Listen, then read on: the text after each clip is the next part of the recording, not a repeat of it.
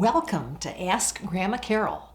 Today I have a question from Eli, who wants to know why his parents use expressions he doesn't understand. Eli, that's a great question. It's because you and your parents don't speak the exact same language.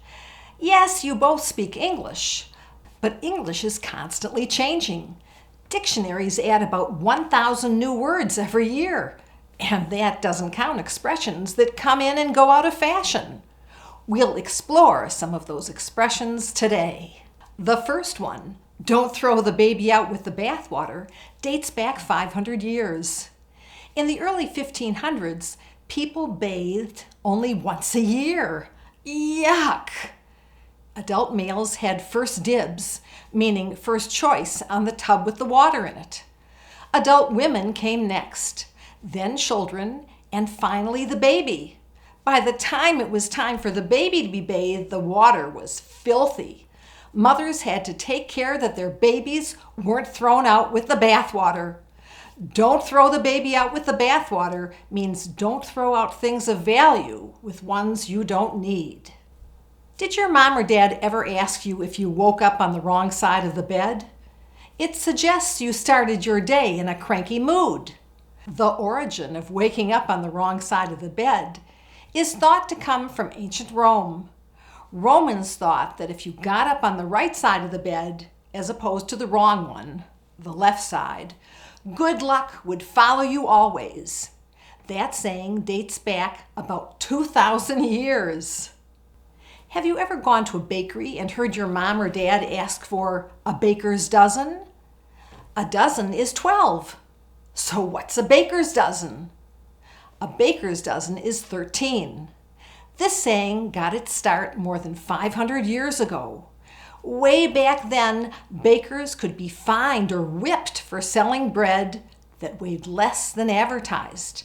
To ensure they were not punished, in case their bread weighed too little, bakers in England would give their customers an extra loaf when selling a dozen. Some bakeries today still give you 13 of something when you order 12, but nowadays it's just a gimmick. Do you know what it means when it's time to face the music? Take it from Grandma Carol, it does not mean you're going to hear your favorite song.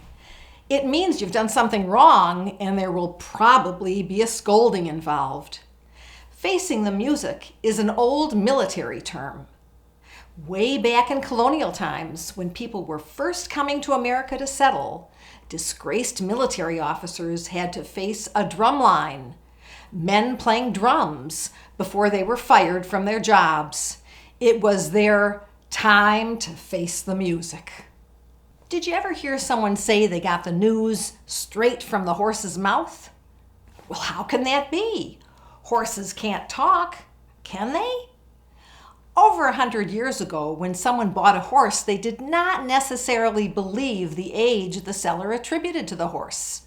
The buyer would look into the horse's mouth and examine the animal's teeth to discover its age and general health. Today, when someone uses this phrase, it means they got their information from a reliable source. Did you ever hear someone say you were flying by the seat of your pants? It's a funny expression, isn't it? How can you fly by the seat of your pants? It's an aviation term. The origin of this phrase is more recent than some of the other expressions we've explored today. It stems from an early flight taken by a pilot who was planning to fly from the United States across the Atlantic Ocean to Ireland. The problem was that he didn't plan and ended up flying in the wrong direction. When he finally figured out what he had done, he had to turn around and make up a plan to get back home.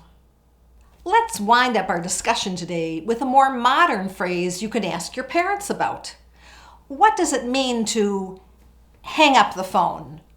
I bet you'll get a good answer. Do you have a question for Grandma Carol?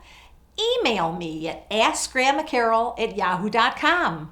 Yours just might be one of the questions answered on the show. And don't forget to give this episode a thumbs up and subscribe to be notified when new episodes come out.